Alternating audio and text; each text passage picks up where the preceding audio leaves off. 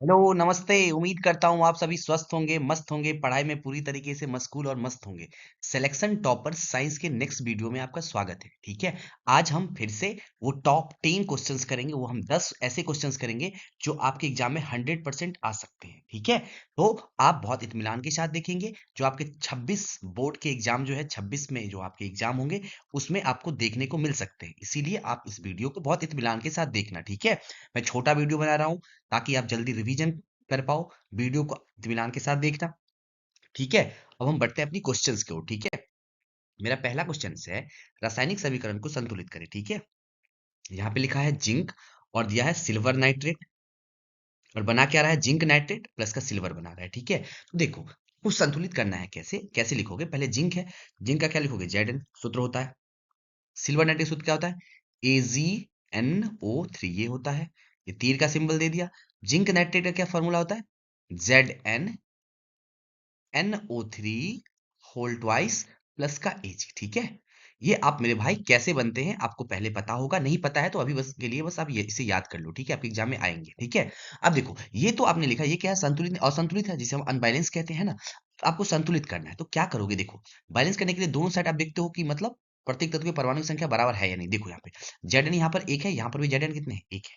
ठीक है, यहाँ पे देखो Ag यहाँ पर अभी इस पे मत ध्यान दो, यहाँ देखो पहले आप, यहाँ Zn एक है, यहाँ Zn एक है। ठीक है, Ag एक है और यहाँ भी Ag एक है, यहाँ तक तो सही है। लेकिन देखो N मतलब नाइट्रोजन, नाइट्रोजन यहाँ पर कितने हैं मेरे भाई, यहाँ नाइट्रोजन यहाँ पे एक है, लेकिन देखो यहाँ पर N कितने हैं, एक नहीं है, इसके यहाँ पे दो लिखा है, इसका मतलब नाइट्रोजन भी दो है, और ऑक्सीजन जो है तीन दूना छह, ऑक्सीजन कितने हैं, छह है। ठीक है, तो अब देखो नाइट्रोजन इधर जो है दो है, इधर दो बनाने के लिए हम यहाँ पे आप दो लगाओगे, यहाँ पे क्या करोगे, आप दो लगाओगे। जैसे आपने दो यहाँ पे लगाया तो देखो अब Ag भी दो हो गया, तो इसका मतलब आपको यहाँ भी दो लगाना पड़ेगा कि नहीं पड़ेगा, पड़ेगा, है कि नहीं। तो अब इत्मीनान के साथ देखो, जब आपने यहाँ पे दो लगा दिया, यहाँ दो लगाया और यहाँ भी दो लगाया, तो क्या हो जाएगा, ऐसे देखो अब Zn एक है, यहाँ भी Zn एक है, यहाँ Ag दो हो गए, देखो यहाँ भी Ag दो हो गए। ठीक है, यहाँ देखो N जो है यहाँ पे दो है ना, तो नाइट्रोजन नाइट्रोजन कितने हो गए, दो हो गए, देखो यहाँ भी नाइट्रोजन दो हो गए। ठीक है, यहाँ देखो तीन दूना छह, इस साइड ऑक्सीजन छह है और इस साइड भी कितने हो गए, तीन दूना छह, ऑक्सीजन छह हो गए। ठीक है, और ये जो है इसको आपको खुद क्या करना है मेरे दोस्त, सॉल्व करके कमेंट करना है। क्या करना है, COMMENT कमेंट, क्या करना है आपको, इसका आंसर संतुलित करके हमें कमेंट करना है। ठीक है, देखो मैंने यहाँ पे कुछ टिप्स लिखे हैं, लिखा है अभिकारक और प्रतिफल की परमाणुओं की संख्या क्या होती है, समान होनी चाहिए। ठीक है, द्रव्यमान संरक्षण का सिद्धांत यही कहता है, तत्वों में सॉरी अभिक्रिया से नहीं, अभिक्रिया में अभिकारक और प्रतिफल के परमाणुओं की संख्या क्या होनी चाहिए, समान होनी चाहिए। ठीक है, इसी पर्पज से हम क्या करते हैं, रासायनिक अभिक्रिया को संतुलित करते हैं। ठीक है, मैं उम्मीद करता हूं आप समझ गए होंगे। अब हम बढ़ते हैं अगली क्वेश्चन पे। अगला क्वेश्चन है,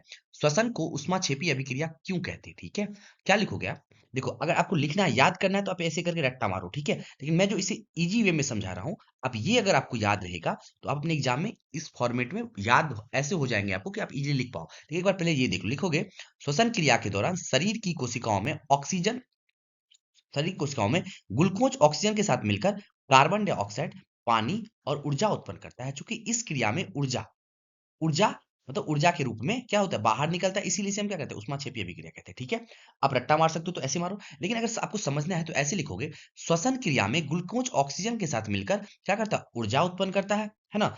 और जिस अभिक्रिया में उष्मा क्या होती है, निकलती है, उसे क्या कहते हैं, ऊष्माक्षेपी अभिक्रिया कहते हैं।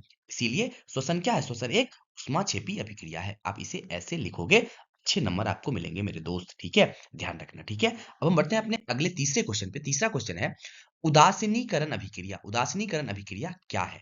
ठीक है, तो लिखा है यहाँ पे हमने, वह अभिक्रिया जिसमें अम्ल और क्षार मिलकर लवण और जल बनाते हैं, उसे हम क्या कहते हैं, उसे हम उदासीनीकरण अभिक्रिया कहते हैं। ठीक है, क्या कहते हैं, उदासीनीकरण अभिक्रिया कहते हैं। एक एग्जाम्पल आप लिख दोगे एग्जाम में, HCl और NaOH, और क्या बना देगा आपको, लवण बना देगा NaCl, और H2O जल निकाल देगा। ठीक है, यहाँ परिणाम में हमने लिखा है घोल क्या होता है मेरे दोस्त, उदासीन हो जाते हैं। ये क्या हो जाते हैं मेरे दोस्त, उदासीन हो जाते हैं। ठीक है, मैं उम्मीद करता हूँ आप हमारी बातों को समझ रहे होंगे। ठीक है, अब हम आगे बढ़ते हैं अगली क्वेश्चन में। मेरा चौथा क्वेश्चन है, पीतल या तांबे के बर्तन में दही खट्टे पदार्थ क्यों नहीं रखना चाहिए। ठीक है, पहले आप देखो, अगर आप इसे समझ जाते हो ना मेरे भाई, तो आप इतने बड़े अच्छे से जल्दी लिख पाओगे, ठीक है? आराम से आप लिख पाओगे। लेकिन अगर ये वाला अगर आप आंसर रट्टा मार के जाओगे ना तो नहीं लिख पाओगे एग्जाम हॉल में। मैं समझाता हूँ, देखो पहले कैसे। देखो दही या खट्टा पदार्थ में क्या होता है? अम्ल होता है, आपको पता होगा, ठीक है? और याद रखना कभी भी एसिड मतलब अम्ल, अम्ल कभी भी कॉपर या तांबा के साथ अभिक्रिया करता है तो क्या बनाता है? विषैला यौगिक बना देता है, जो कि हमारे शरीर के लिए क्या है? नुकसानदायक है। इसीलिए हम क्या करते हैं? पीतल के बर्तन में दही या खट्टे सामान नहीं रखते। ठीक है, एक बार फिर से सुनो। दही या खट्टा पदार्थ क्या होता है? दही या खट्टा पदार्थ क्या होता है? उसमें क्या होता है? अम्ल होता है ना। और अम्ल जब कॉपर या तांबा के साथ मतलब पीतल या तांबा के साथ अभिक्रिया करती है तो क्या बनाता है? विषैले यौगिक बनाता है, जो कि हमारे शरीर के लिए क्या है? हानिकारक है। जो कि हमारे शरीर के लिए क्या है? हानिकारक है। हाँ, क्या है? हानिकारक है। इसीलिए हम क्या करते हैं? तांबे या पीतल के बर्तन में क्या करते हैं? खट्टे या दही नहीं रखते हैं, ठीक है? अगर आपको रट्टा मारना है तो रट्टा ऐसे मारो। पीतल या तांबे के बर्तन में दही या अचार, खट्टे पदार्थ इसीलिए नहीं रखना चाहिए क्योंकि ये अम्ल होते हैं। खट्टे पदार्थ में मौजूद अम्ल तांबा और पीतल के साथ रासायनिक अभिक्रिया करके विषाक्त या विषैले लवण बनाते हैं। इन विषैले लवण के कारण भोजन क्या होता है? विषाक्त हो जाता है, मतलब जहरीला हो जाता है, जिससे जिससे जिससे फूड पॉइजनिंग और स्वास्थ्य को गंभीर नुकसान पहुंचता है। ठीक है, आप ऐसे याद करना है मेरे दोस्त। आप ऐसे याद कर सकते हो। अगर ये कॉन्सेप्ट आपको समझ में आया है, आप इसे तैयार करो। आप इजिली इस टाइप के आंसर खुद बना पाओगे, ठीक है? अब हम बढ़ते हैं अगली क्वेश्चन पे। मेरा अगला पांचवा क्वेश्चन है, विरंजक चूर्ण बनाने की विधि और उनके उपयोग, है ना? आपको क्या लिखना है? विरंजक चूर्ण बनाने की विधि और उनके उपयोग लिखने हैं। तो क्या कहोगे? देखो, CaOH2, इसे हम क्या कहते हैं? कैल्शियम हाइड्रोक्साइड या बुझा हुआ चूना। और यहाँ क्या है? Cl2 मतलब क्लोरीन से जब अभिक्रिया होती है तो क्या बनाता है? CaOCl2 और H2O बनाता है, ठीक है? आप इसे कैसे याद करोगे? क्या ऐसे कहोगे, जब कैल्शियम हाइड्रा ऑक्साइड या बुझा हुआ चूना की अभिक्रिया क्लोरीन गैस से कराई जाती है तो CaOCl2 डब्बा में ऐसे लिख दोगे, विरंजक चूर्ण, तथा हमें क्या प्राप्त होता है? जल प्राप्त होता है, ठीक है? आप इसे ऐसे लिखोगे, ठीक है?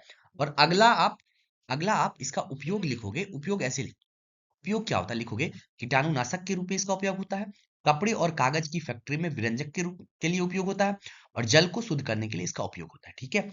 अब मैं उम्मीद करता हूँ मेरे दोस्त समझ चुके होंगे, ठीक है? बनाने की विधि के लिए मैं आपको आप क्या करोगे? जैसे मैंने बताया वैसे परिभाषा के फॉर्मेट मतलब एक फॉर्मेट में लिख दोगे। उसके नीचे में ये वाला आप क्या करोगे मेरे दोस्त? रिएक्शन लिख दोगे, ठीक है?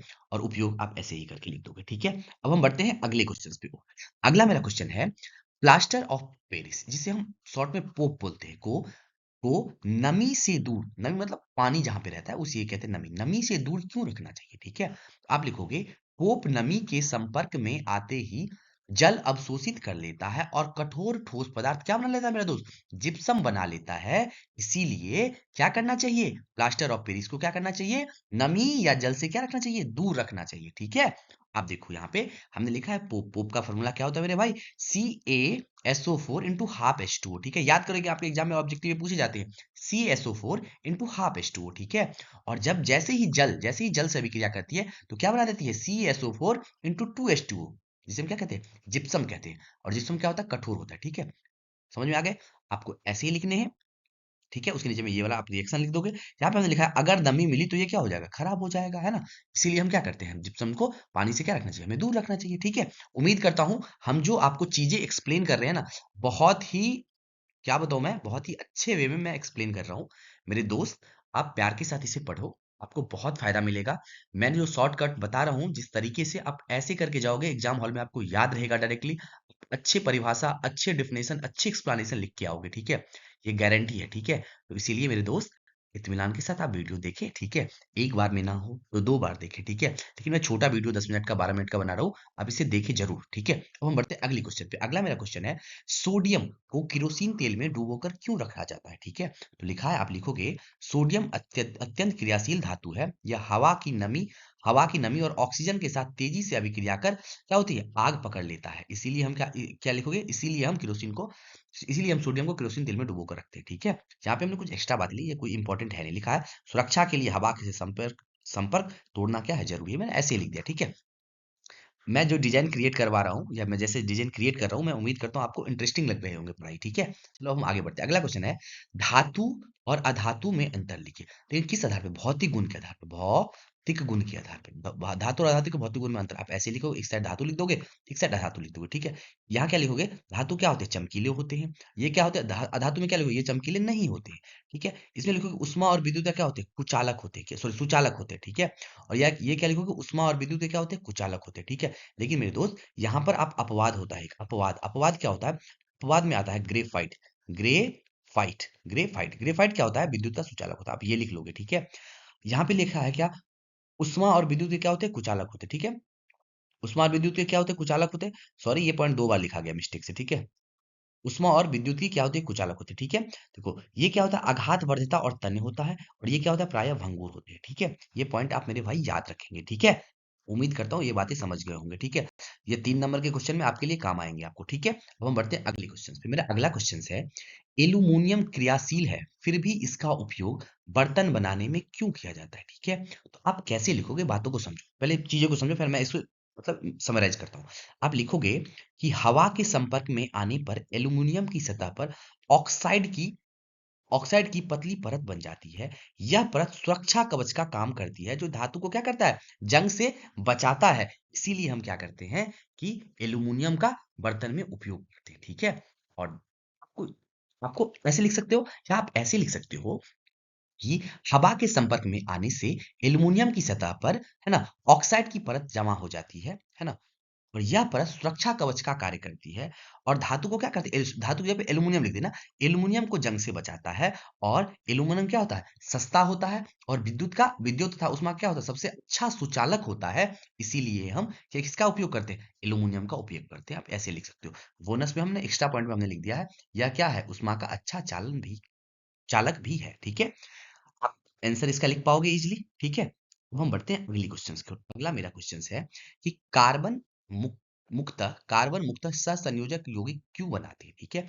आप लिखोगे कार्बन के बाहरी कक्षा में 4 इलेक्ट्रॉन होते हैं। यह न तो 4 इलेक्ट्रॉन त्याग कर सकता है, न ही ग्रहण कर सकता है। इसीलिए यह इलेक्ट्रॉन की क्या करता है? साझेदारी करता है, ठीक है। मैं एक बार आपको समझा देता हूँ, ठीक है। देखो, ये क्या कार्बन है? कार्बन बाहरी कक्षा में कितने इलेक्ट्रॉन होते हैं मेरे दोस्त? 4 इलेक्ट्रॉन। देखो, एक यहाँ पे हो गए, एक यहाँ पे ले लिया हमने, एक हमने यहाँ पे ले लिया, एक हमने यहाँ पे ले लिया, ठीक है। देखो, यहाँ पे हमने हाइड्रोजन ले लिया, यहाँ पर भी हमने हाइड्रोजन ले लिया, यहाँ पर भी हमने हाइड्रोजन ले लिया, और यहाँ पर भी हमने हाइड्रोजन। हाइड्रोजन के बाहरी कक्षा में कितने होते हैं? एक। इसके बाहरी कक्षा में कितने इलेक्ट्रॉन? एक। इसके बाहरी कक्षा में कितने इलेक्ट्रॉन? एक। इसके बाहरी कक्षा में कितने इलेक्ट्रॉन? एक। ठीक है। हाइड्रोजन याद रखना हमेशा क्या चाहता है? 2 इलेक्ट्रॉन मिल जाते हैं। देखो, इसे इसके साथ साझा करके 2 इलेक्ट्रॉन मिल गया। इस हाइड्रोजन के इस कार्बन के एक इलेक्ट्रॉन से साझा करके इसे 2 बन गया। इस हाइड्रोजन के इस कार्बन कार्बन के इस इलेक्ट्रॉन के साथ साझा करके 2 बना लिया। ये हाइड्रोजन कार्बन के इस इलेक्ट्रॉन के साथ साझा करके 2 बना लिया। लेकिन कार्बन क्या क्या इच्छा रहता है? वो क्या चाहता है कि बाहरी कक्षा में मेरे 8 इलेक्ट्रॉन, मतलब टोटल 8 इलेक्ट्रॉन बन जाए। देखो, तो देखो, 4 तो इसके पास है, एक इससे, एक इससे, एक इससे, और एक इससे ले लेगा, तो क्या बन जाए? 8 बना लेगा। देखो, बना लिया कि नहीं बना लिया? ठीक है। साझा करके बना रहा है कि नहीं बना रहा? और ये जो C और H 4 बार है, तो CH4 को हम क्या कहते हैं? मीथेन कहते हैं, ठीक है। और ये जो बॉन्ड है उसे हम क्या कहते हैं? कोवैलेंट बॉन्ड कहते हैं, कोवैलेंट बॉन्ड कहते हैं, ठीक है। उम्मीद करता हूँ मेरे भाई यहाँ तक इजीली समझ हो रहे होंगे, ठीक है। अब हम आगे बढ़ते हैं, कुछ इंपॉर्टेंट बातें आपको बताते हैं। अगर आपसे पूछे धोवन सोडा का सूत्र, तो क्या कहोगे? Na2CO3 इंटू 10H2O, ठीक है। याद रहेगा। बेकिंग सोडा का कहोगे कहेगा तो क्या कहोगे? NaHCO3। जिप्सम का कहे तो क्या कहोगे? CaSO4 into 2H2O। संगमरमर का कहे तो क्या कहोगे? CaCO3, मतलब कैल्शियम कैल्शियम कार्बोनेट, ठीक है। अब हम आगे बढ़ते हैं। अगला मेरा है, कुछ कंफ्यूजन दूर करते हैं आपको, ठीक है। कभी आपसे धोबिया सोडा या धोवन सोडा या वाशिंग सोडा बोले, या बेकिंग सोडा बोले, ठीक है। इसका फार्मूला क्या होता है मेरे भाई? इसका फार्मूला होता है Na2CO3 इंटू 10H2O, ठीक है। और इसका फार्मूला क्या होता है मेरे भाई? NaHCO3 होता है, ठीक है। याद रहेगा, ठीक है। और ये भी ना याद रखना, ठीक है। सोडियम हाइड्रोजन कार्बोनेट, ठीक है। इसका यूज कहाँ करते हैं? धोवन सोडा का उपयोग हम कहाँ करते हैं? कपड़े धोने में, जल की कठोरता हटाने में, ठीक है। कोई दिक्कत नहीं। इसका यूज किस में करते हैं? केक फुलाने में करते हैं, पेट की अम्लता कम करने में करते हैं, ठीक है। और यहाँ पे कोई खास बातें नहीं लिखा, ऐसे ही लिख दिया हमने। H2O याद रखना वाशिंग सोडा के लिए, तो ठीक है, ये हम याद करने के लिए इंपॉर्टेंट पॉइंट में डाल दिए, ठीक है। तो ये क्या था? हमारा लास्ट क्वेश्चन था। तो आज के लिए धन्यवाद। Best of luck for your exam, ठीक है। सिलेक्शन टॉपर्स जो आपके लिए लगातार काम कर रहा है, आपके रिजल्ट में थोड़ी अपनी कंट्रीब्यूशन मैं देने का प्रयास कर रहा हूँ, ठीक है। तो आप हमारे साथ जुड़े होंगे, और मैं उम्मीद करता हूँ कि आप हमारे साथ कंटिन्यू जुड़े रहेंगे, ठीक है। और आपके जब एग्जाम होंगे, तो आप हमें कमेंट करके जरूर बताना कि जो मैं करवा रहा हूँ वो आपके एग्जाम में आए थे या नहीं आए थे, ठीक है। तो आज के लिए धन्यवाद। मिलते हैं किसी नेक्स्ट वीडियो में, तब तक के लिए बाय बाय।